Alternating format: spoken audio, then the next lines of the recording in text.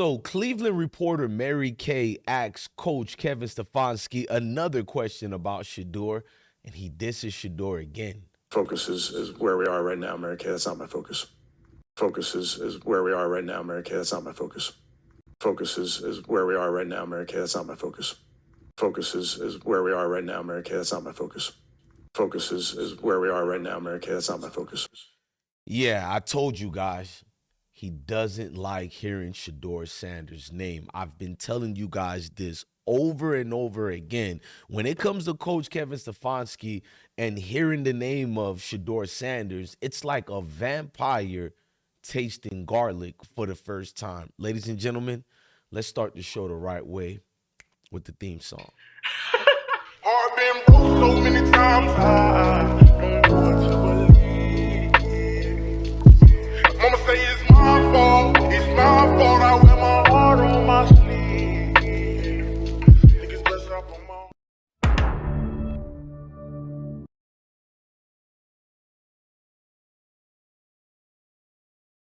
So we got to talk about it, y'all. Earlier today, Cleveland Browns head coach Kevin Stefanski was asked a simple question by veteran reporter Mary Kay Cabot. And I'm going to leave her alone on this one because she's doing her job right here, which she's... I'm going to keep my mouth closed. Mama said if you ain't got nothing nice to say, just keep it going. So, she asked Coach, man, what's your plan with Shedeur Sanders going forward? And his response was that Shedeur Sanders is not his focus right now. That's right. That told you everything that you needed to know about Coach Kevin Stefanski. I don't know what the love-hate relationship is on you guys' factors or what the NFL sees this as or what guys like ESPN sees this as, but I know clear as day what I see it as. And you would have to be I gotta watch more words, bro. We're on social media, and the words I want to use for Coach Kevin Stefanski is not delightful words, and you just gotta be honest. This isn't a situation of football merits. It's deeper than football, and it's bigger than football. But everything I told you about this is the forefront of focus of what's going on right now.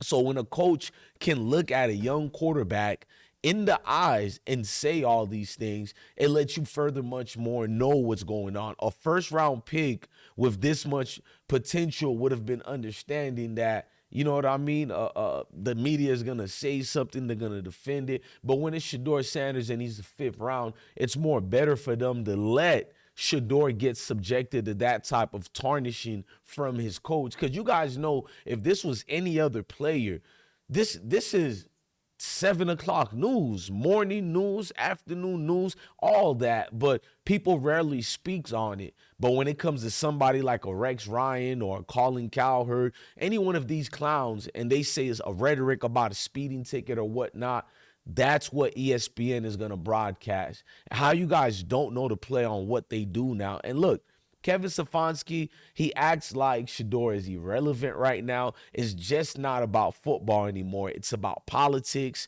business, image control inside the NFL cartel. Guys, you guys got to understand, Shedeur Sanders is now in a dangerous situation for his career. We have to be honest about it. Maybe one of the worst positions that anybody can be in that situation is, to be honest with you guys. You've got a coach who clearly doesn't believe in him. You have an organization that's protecting Dillon Gabriel no matter what, and a front office that would rather play games with a media personality such as Shedeur because, let's just be honest, it's about the team's future. We know Jimmy Haslam is getting ready to sell this franchise. There's not even no ifs and buts about it. Now, at the end of the day, this isn't a Cleveland Browns issue.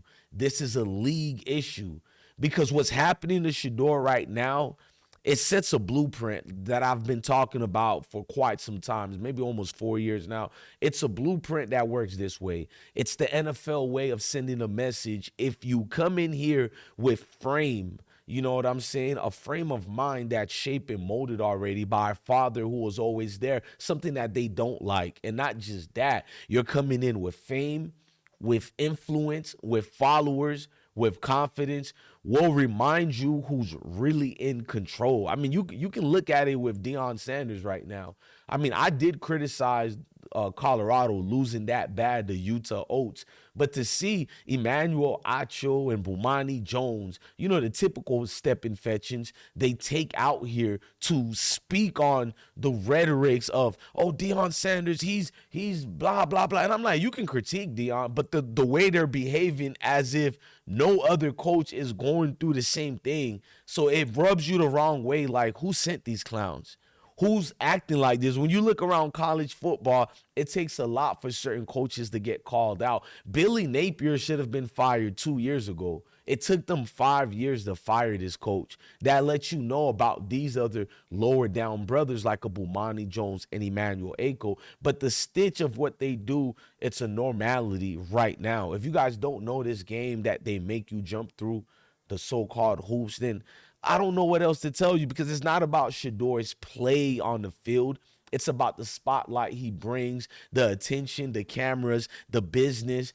Every NFL wants that social media buzz, but not the power that comes along with it. When Shedeur can be in full control, he can control your ticket sales. He can just go on the social media platform and say, I no longer like the Cleveland Browns. And that will and would affect the Cleveland Browns. They're not going to let one man have that much power, but Shedeur seems to have it right now. But you guys are going to continue watching the games. And I understand why. It's the way I watch the games. I got to cover the games, but secretly, you really either want to see Cleveland Browns lose real bad and see the Munchkin Dylan Gabriel be propped up by the announcers as they glaze him, or you want to see Shedeur get an actual NFL fair chance. And that's the thing I'm scared of. If he does get in, is that really a fair chance? Because they never really got that man ready. I still doubt it that he's ever gotten a chance to play with the first team offense. Just being honest, guys. But at the end of the day, if Shedeur Sanders stays in Cleveland, they'll continue to bench him, leak injury reports that are not real, and downplay his potential until they break his image. And if the Browns trade him, it's not guaranteed that another team will save him, just being quite frankly honest, because that same playbook could follow him wherever he goes. See, the NFL loves to market power until that starts shining too bright on their own. And I feel like they have the tokens they pick and choose, disregard of race. But even when it does come to that, they have their own favorites. Or no matter if you're black, white, Spanish, Asian, you have people who have to play the game according to their likings.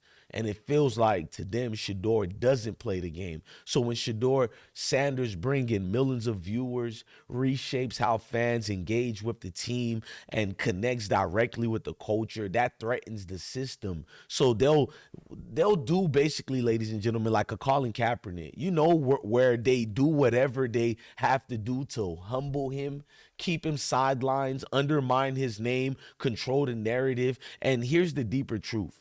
What's happening to Shedeur is also a warning to every young athlete coming up behind him.